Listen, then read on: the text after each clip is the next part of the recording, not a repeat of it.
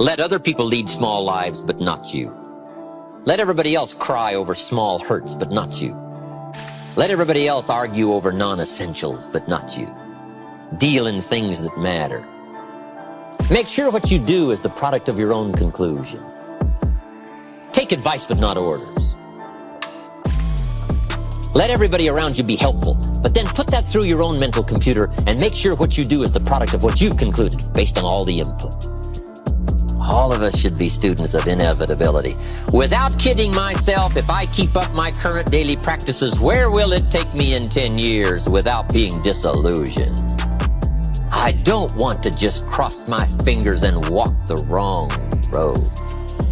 I got to learn to look into the future called inevitable. Human beings can alter the course of their life. Human beings can live one way for 5 years, tear up that script, live a totally different way the next 5 years. The first 6 years of my economic life, I wound up broke. The second 6 years, I wound up rich. Someone says, don't you have to do the second 6 years like you did the first 6 years? And jot this down. No. No, you don't have to live the second 6 years like the first 6. You can use all the information and all the advice and repairing all of your mistakes and adopting a new and refined philosophy so that the next 6 years can be totally different than the last 6. Now here's the next note to make. 5 years from now, you will arrive. The question is where? This is for mature people now. If you keep up your present disciplines and keep up the present pace that you're on, where will you be in 5 years? Boy, it's easy to say, hey, I haven't really thought about that. So now make this note. In 5 years, here's the probability. You will either arrive at a well-designed destination or an undesigned destination. Well-designed or undesigned. And I promise you, 5 years from now, you really don't want to arrive at an undesigned destination. Because you may very well wind up wearing what you don't want to wear, driving what you don't want to drive, living where you don't want to live, maybe doing what you don't want to do. Simply because you didn't design a better destination. 5 years from now, I wish for you to arrive at a well-designed place. A place of productivity. A place that'll make you feel good about yourself. A place that'll give you honor and respect. A place that'll give you influence to touch other people 5 years from now that you couldn't do today. Where will you be in 5 years? The first thing you start changing is what? Your philosophy.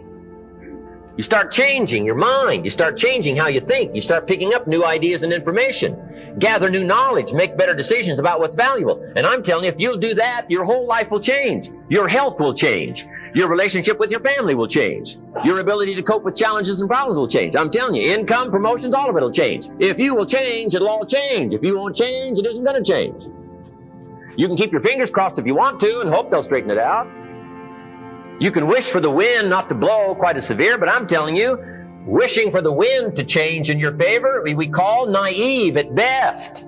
Don't do this any longer. Wish for a better wind. The key is to wish for the wisdom to set a better sail. Utilize whatever wind that blows to take you wherever you want to go.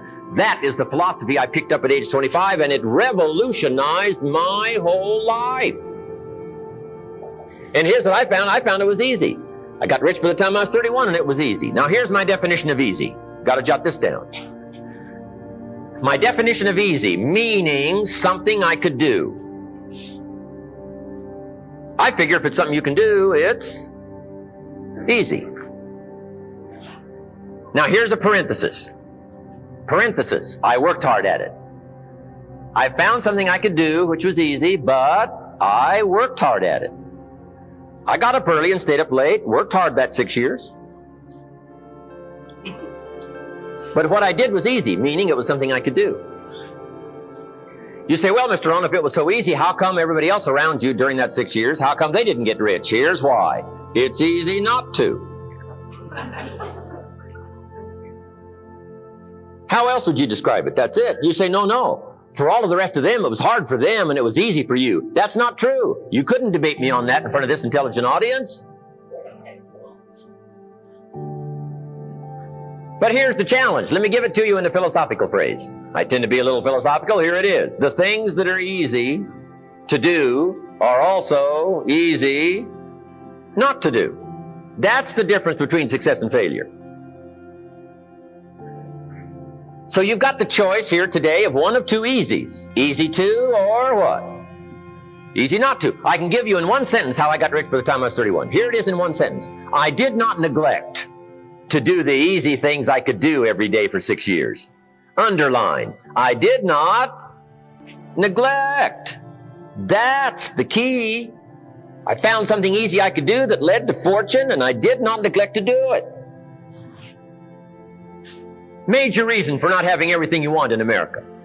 Major reason for not having more of what you want in America. More health, more money, more power, more influence, more everything. Major reason why you don't get it. Simple answer. Neglect.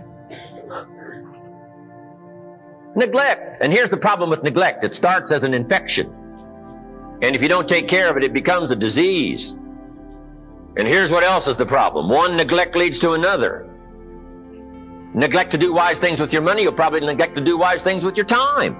Neglect to do wise things with your time, you'll probably neglect to do wise things with your business. One leads to another, leads to another. Pretty soon, neglect has you by the throat, emptying your purse, emptying your heart, emptying all of your chances for equities and power and all the good things.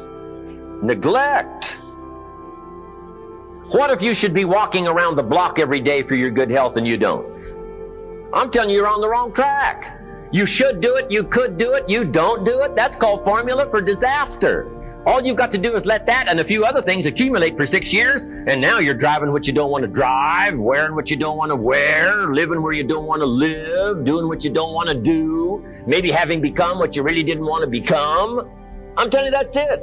Just neglect along, drift along, and it's got you by the throat. It'll take all your values, leave you with just a little bit of dust in a summer wind, and it'll soon be gone. I hope I said that well. That's it. It's where I found myself at age 25 until my teacher came along and said, Mr. Rohn, up till now you've messed up. Let's see if we can't clean that up, change it all. I did. Changed my life. Not just the money, all the rest of the values that came pouring in. When I understood that it was me. It was me. We intend to when the idea strikes us. We intend to when the emotion is high. But now if you don't translate that into action fairly soon, now the intent starts to diminish. And a month from now, it's cold. A year from now, can't be found. So act. Set up a discipline when the emotions are high and the idea is strong and clear and powerful. That's the time to set up the discipline. Somebody talks about good health and you're stirred. Say, right, I need to get a book on nutrition. Get the book before the idea passes and before the emotion gets cold. Go for the book. Start the library. Start the process. Fall on the floor. Do some push-ups. Action. Got to take action. Otherwise, the wisdom is wasted. Otherwise, the emotion soon passes. Unless you put it into a disciplined activity. Capture it. Disciplines is called how to capture the emotion and how to capture the wisdom and translate it into equity. Disciplines. Now, here's what's important about disciplines. All disciplines affect each other. In fact, here's a good philosophical phrase. Everything affects everything else. Nothing stands alone. Don't be naive in saying, well, this doesn't matter. I'm telling you, everything matters. There are some things that matter more than others, but there isn't anything that doesn't matter. We all pity the man who says, well, this is the only place I let down. Not true. Key to take home. Every letdown affects the rest of your performance. Every letdown affects the rest. This is part of the educational process on personal development. If you don't take the walk around the block, you probably won't do the apple a day. If you don't do the apple a day, you probably won't start building your library. If you don't build your library, you probably won't keep a journal, and you won't take pictures, and you won't do this, you won't do wise things with your money, won't do wise things with your time, won't do wise things with your possibilities and relationships, and the first thing you know, 6 years of that accumulated, and we say you have messed up. So the whole key to reversing that process now is to start picking up these disciplines. Now here's the positive side. Every new discipline affects the rest of your disciplines. Every new one affects the rest. That's why action is so important. The least action, the smallest action. Take it.